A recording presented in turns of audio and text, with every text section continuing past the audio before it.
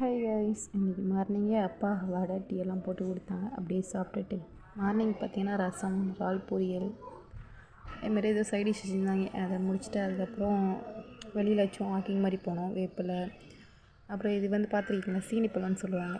எத்தனை பேர் பார்த்துருக்கீங்கன்னு தெரியல. நான் அது சுகருக்காக ரொம்ப நல்லதுன்றாங்க. இதெல்லாம் கொஞ்சம் அங்கேயும் பறிச்சிட்டு வந்து அப்புறம் மார்னிங் வேலையில் அப்படியே முடிச்சுட்டு அப்புறம் சிம்பிளாக ஒரு டீயை குடிச்சிட்டு உட்காந்தா 9 மணி ஆகிட்டு. இந்த ஃப்ரைடே லீவ் ஏன் தான் எனக்கு வருதுன்னு தெரில. ஒரே வேலையாக விடுவாங்க எங்கள் வீட்டில். ஏன்டா இந்த ஃப்ரைடே சாட்டர்டே லீவ் விடுறாங்கன்னு தெரியல எனக்கு. ஸ்கூல் படிக்க போய் சரி, காலேஜ் படிக்கவும் சரி, இந்த லீவ் கண்டிப்பாக இருக்கும். அப்புறம் இந்த மாம்பழம் அக்கா வீட்டிலேருந்து கொடுத்துருந்தாங்க. எப்படின்னா நான் ஸ்கூலில் ஒர்க் பண்ணுறதோட டீச்சரோட வர வீட்டிலேருந்து. அப்புறம் பார்த்தா இன்றைக்கி ஃப்ரைடே வேறு, அதோட ஜல்லி இறக்கணும்னு சொல்லிட்டு இருந்தாங்க அப்பா. சரி இறக்கலாம், இன்றைக்குள்ளே அள்ளி கொட்டிடலான்ட்டு அதையும் அள்ளி கொட்டிகிட்டு இருந்தோம் மாடியில். பார்த்தோம்னா அதிலே ரொம்ப டயர்டாயிடுச்சுங்க. ஏன்னா ஒரு லோட் ஜல்லி அது. அப்புறம் ஏதாவது ஃப்ரூட்ஸ் இருக்கான்னு பார்த்தா ஃப்ரூட்ஸ் இருந்துச்சு. சரி 3 லெமன் எடுத்து லெமன் ஜூஸ் போடுவோன்னா இருந்துச்சு. கிளம்பியாச்சு. லெமன் ஜூஸ் போடுறது ஈஸி தான். அப்படியே லெமனை கட் பண்ணிட்டு அப்படியே சால்ட்டு அப்புறம் சுகரு இதை மட்டும் கரெக்டாக போட்டால் போதும். இது சிம்பிளாக வீட்டுக்கு யார் வந்தாலுமே நான் அங்கே ஃபஸ்ட்டு லெமன் ஜூஸ் தான் கொடுப்போம். கடையில் போய் எந்த கூல்ட்ரிங்க்ஸோ இது மாதிரி வாங்கி கொடுக்க மாட்டோம்.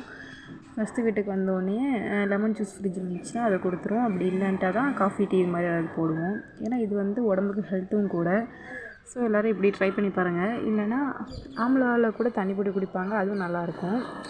ஸோ அப்புறம் ஃப்ரிட்ஜ்லேருந்து தண்ணியை மட்டும் எடுத்துக்கிட்டு அப்படியே போட்டு அப்பா குடித்தாச்சு. இது குடித்தாலே லைட்டாக பூஸ்ட் ஆன மாதிரி இருக்கும் எனர்ஜியாக.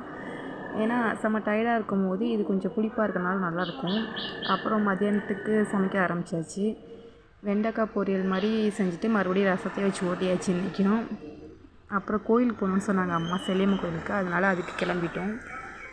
அப்புறம் கிளம்பிட்டா அங்கே பூ அர்ச்சனைக்கு தேவையான எல்லாத்தையும் வாங்கியாச்சு.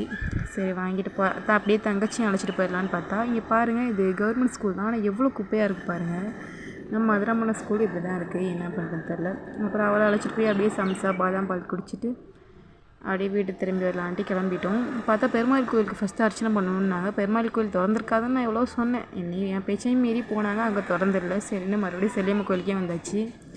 இதுதான் அதிராமணத்து செல்லியம்மன் கோவில். போலீஸ் ஸ்டேஷனுக்கும் ஆப்போசிட்டில் இருக்கும். கண்டிப்பாக வந்தால் வாங்க. ஃபேமஸான கோயில் தான். ஃபஸ்ட்டு வேறு கோயில் இருந்துச்சு, அந்த சாமியை சைடில் எடுத்து வச்சுட்டு கட்டினாங்க. ஆனால் நாங்கள் போன நேரம் இந்த சாமி பூட்டி இருந்துச்சு. ஐயர் கொஞ்சம் கால் முடியாதனால இங்கேயே அர்ச்சனை பண்ணாங்க. சரினா அங்கேயே அர்ச்சனை பண்ணிட்டு அதோட கிளம்பிட்டோம். இதில் எனக்கு ரொம்ப பிடிச்ச இடம்னா அந்த செல்லியம்மன் சாமியும் பக்கத்தில் இருக்க அந்த முருகன் சிலையும் தான்.